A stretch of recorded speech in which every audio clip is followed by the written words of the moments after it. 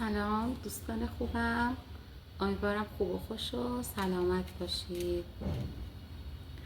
امروز در خدمتتون هستم با یه فال متفاوت.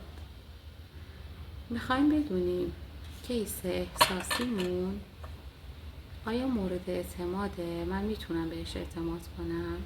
من 2 گزینه براتون قرار میدم، گروه اول، گروه دوم. دوستان لطفاً آرام باشید، تمرکز کنید، نفس عمیق بکشید و سعی کنید که با رهایی کامل فقط به این موضوع فکر کنید و نیت کنید در مورد کیس احساسیتون. با گروه اول آغاز میکنم. گروه 1. به نام خدا. میخوایم بدونیم آیا میتونم بهش اعتماد کنم؟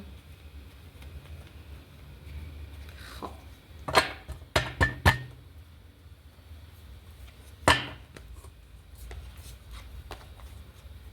آیا من میتونم به این شخص اعتماد کنم؟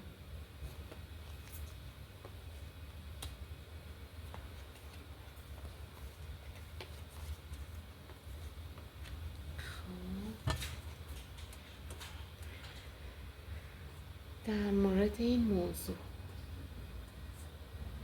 تو این رابطه در حال حاضر مشکلات زیادی هست،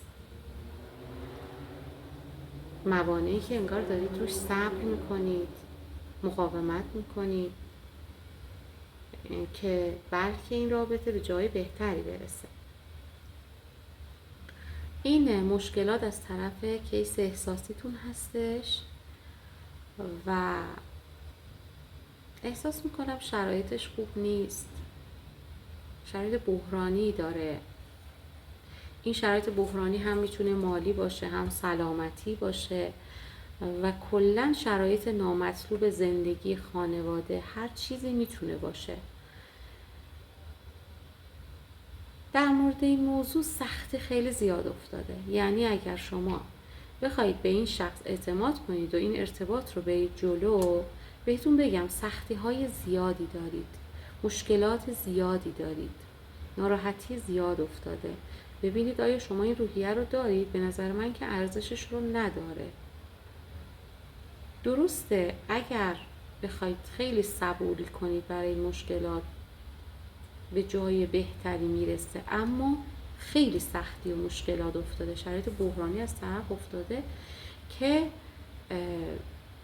به نظر من صبوری کردنش کار درستی نیست، چون من شرایط رو خیلی سخت میبینم، موانع زیادی داره، مخالف، حتی بحران مالی که بسیار هم این روزا خب مهمه.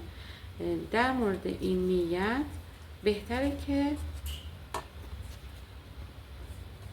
این ریسک رو نکنید دوستان عزیزم و صلاح شماست که اعتماد نکنید. اگر صحبتی، قولی، قراری، حرفی وجود داره، به این موضوع اعتماد نکنید که به نفع شماست و برای شما شرایط بهتری رو در پیش داره، حالا با شخص دیگه یا در کل برای خودتون شرایط بهتری هست. یعنی اگر اینم قبول نکنید، با اینم جلو نرید، شما خودتون به تنهایی هم شرایط بهتری دارید. حتی ممکنه با کس دیگه ای هم که جدید براتون به وجود بیاد تو زندگیتون این موضوع باشه. به هر حال اعتماد نکردنش خیلی بهتر افتاد. در مورد گروه دوم نیت بفرمایید لطفاً، با حضور ذهن، با آرامش، با احساس خوب نفس عمیق بکشید. حتی میتونید چشماتون رو چند لحظه‌ای ببندید که بتونید خیلی عالی‌تر تمرکز کنید. به نام خدا. آیا میتونم به این کیس احساسی یا هر شخص دیگه که شما نیت میکنید میتونم بهش اعتماد کنم؟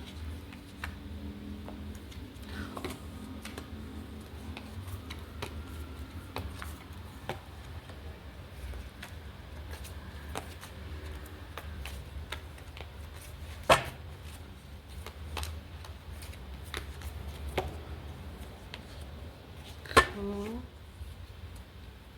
در مورد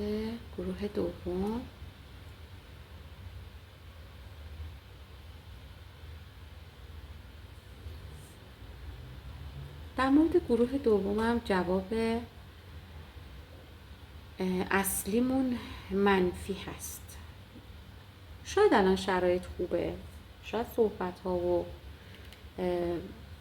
حالا قولی، قراری، حرفی، کاری، هر چیزی که هست ممکنه که خوب باشه، خوب پیش بره، اما چیزی که اینجا میبینم بعداً برای شما شرایط بدی رو در پیش داره. یه جور بلا تکلیفی، یه جور